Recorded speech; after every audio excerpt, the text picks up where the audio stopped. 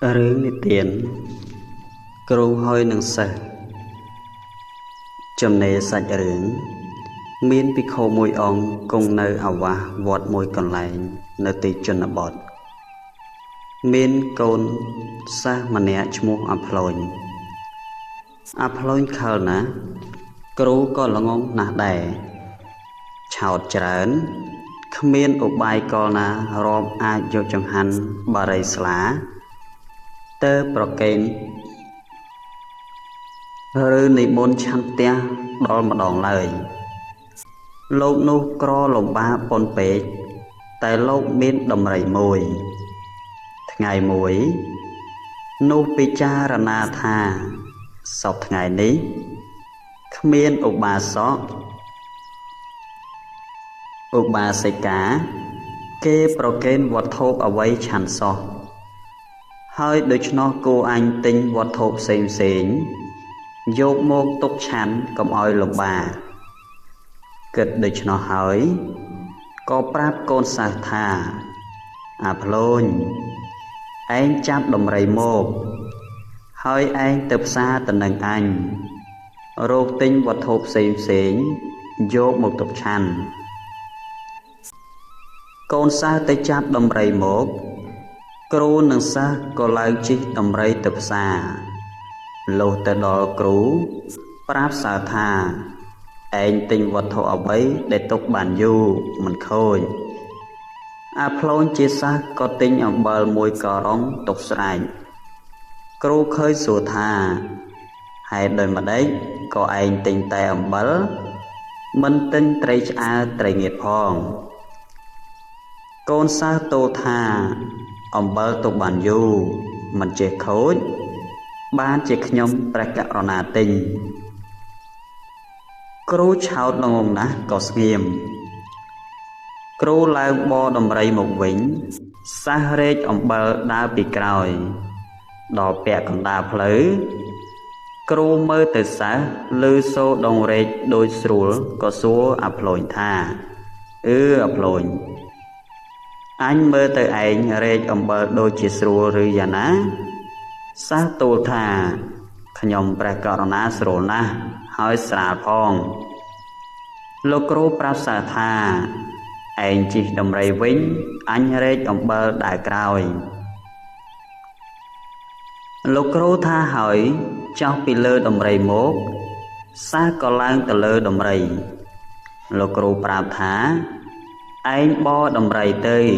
ចាំអញមកលុបលើមកសិស្សបរដំរីទៅដល់ម្លប់ឈើក៏មិនឈប់ចាំគ្រូរហូតដល់វត្តលោកគ្រូរែកអំបិលដើរតាមក្រោយដោយអំបិលនោះធ្ងន់ណាស់លោកគ្រូរែកឈប់បែរមើលទៅសិស្សមិនឃើញក៏គិតថាចាំក្រោយសំណុំ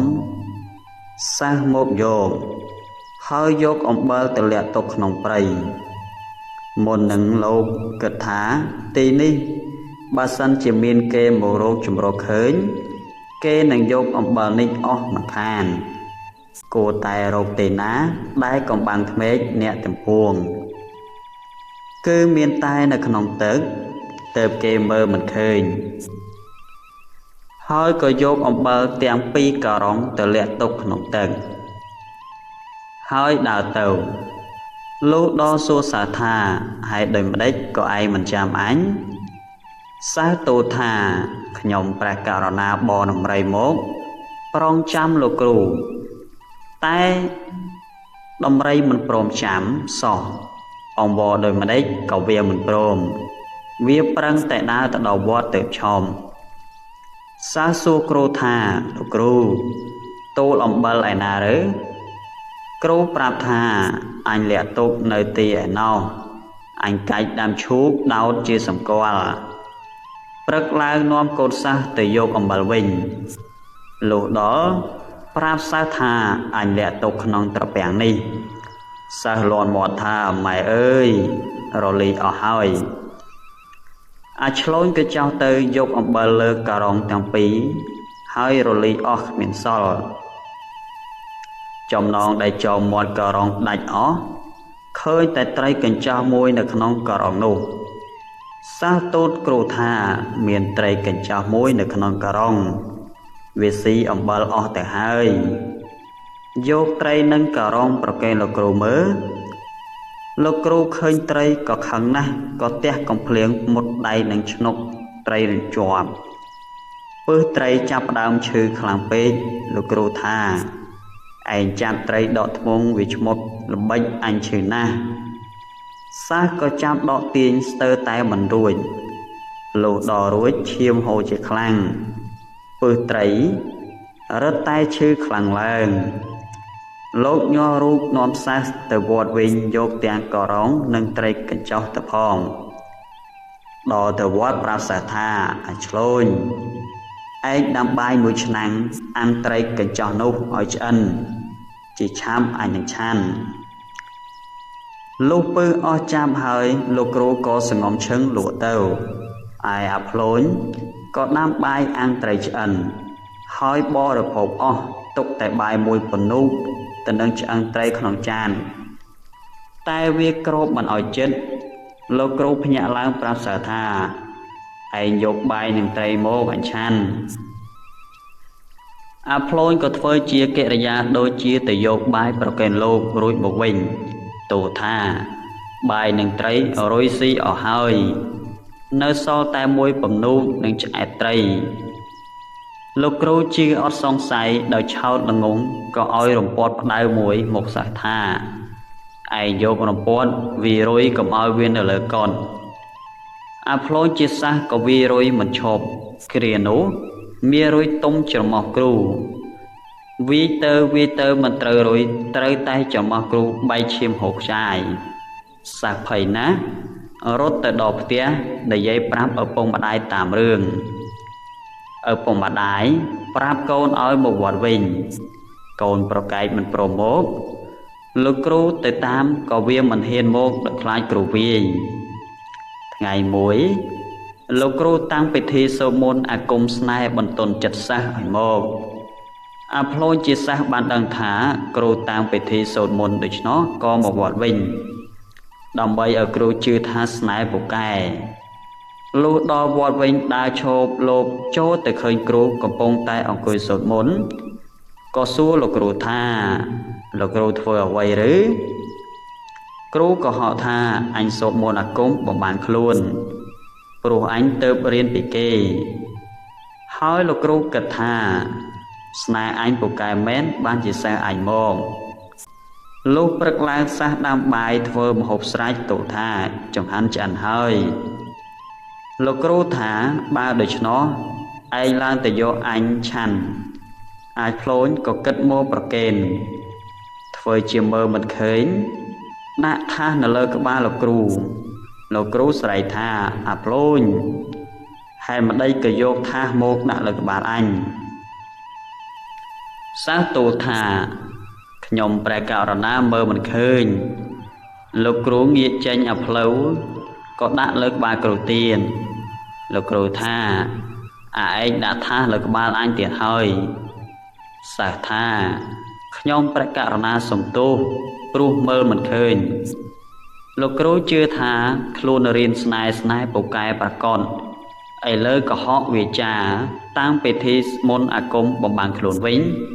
ក៏ទៅជាពូកែគេមើលមិនឃើញប្រកបមែនគួរទន្ទិញឲ្យចាំកុំឲ្យភ្លេងអាភ្លុយលុះប្រកេនចង្ហាន់គ្រូឆានរួចហើយវាលើកមកខ្លួនឯងថ្ងៃក្រោយមានឧបាសកគេនិមន្តលោកទៅឆាននៅឯផ្ទះអាភ្លុយទូថាបើលោកគ្រូនិមន្តទៅឆានផ្ទះគេកុំស្លៀកស្បង់ឲ្យចាស់ខូចអត់អំពើឃ្លុំតែជីវរបានហើយគេមើលមិនឃើញទេត្បិតលោកគ្រូចេះអាគមបំបានខ្លួនពូកែណាស់អ្នកណាមើលមិនឃើញគ្រូក៏ជឿតាមស្វៀកសិស្សលុះព្រឹកឡើងលោកគ្រូប្រាប់សាថាឯងតាមអញទៅឆានផ្ទះឧបាសករួចលោកឃ្លុំតែជីវរមិនស្លៀកស្បង់ដោយគិតថាឃ្លុំតែជីវរបានហើយព្រោះអាគមអញពូកែណាស់នរណានឹងមើលឃើញគេខ្មាស់ឡើយរួចនាំសាសទៅ លុះទៅដល់ឧបាសកនិមន្តឡើងផ្ទះហើយគេលើចង្ហាន់មកដើម្បីប្រគេនលោកឆាន់ដោយលោកមិនបានស្លៀកស្បង់អង្គុយមិនស្រួលងាកឆ្វេងងាកស្ដាំកលិចគេខ្មាស់កណ្ដាលវាលឧបាសកឃើញដូច្នោះក៏នាំគ្នាសើចហូរលាន់លោកគ្រូពុំទាន់ឆានចង្ហាន់មានចិត្តខ្មាស់គេណាស់ក៏ចុះពីលើផ្ទះត្រឡប់ទៅវត្តវិញជេរបន្ទោសថើសថាឯងមិនអោយអញស្លៀកស្បង់ឥឡូវខ្មាស់គេណាស់អាភ្លូនទូថាលោកគ្រូកុំខ្មាស់នឹងខ្ញុំប្រកាសណារឿងនេះប្រហែលជាខុសត្រណមទេឬលោកគ្រូសួរថាឯងឃើញអញខុសត្រណមដូចម្ដេចអាភ្លូនសួរថាលោកគ្រូនិមន្តទៅឆាន់នៅតាមផ្លូវលោកគ្រូប្រាប់ថាអញការទៅចេញផ្លូវកើតសើថាអូច្បាស់ជាលោកគ្រូខុសត្រណមហើយថ្ងៃមុនលោកគ្រូប្រាប់ខ្ញុំថាបើរៀនអាគមទាំងពួងត្រូវឲ្យតមស៊ីផ្លែស្ពឺសូម្បីតែមួយក្រោមដើមស្ពឺក៏មិនបានវាសាមអាគមឥឡូវលោកគ្រូមួយក្រោមដើមស្ពឺបានជាខុសត្រណមស្រាមអាគមអស់ហេតុនេះបានជាគេឃើញគេខ្មាស់លោកគ្រូបានស្ដាប់ដូច្នោះហើយក៏អោអញភ្លើអញភ្លេចតមជាយ៉ាងនឹងឯងថាពិតប្រកបហើយលោកគ្រូនោះដោយឆោតល្ងងក៏ជឿអត់សង្ស័យតាំងពីនោះមកអាផ្លូវជាសិស្សទៅបំរើគ្រូដោយសុខសប្បាយស្លូតស្លាប់វិជ្ជវេវិតភ័មអាយុយឺនយូរ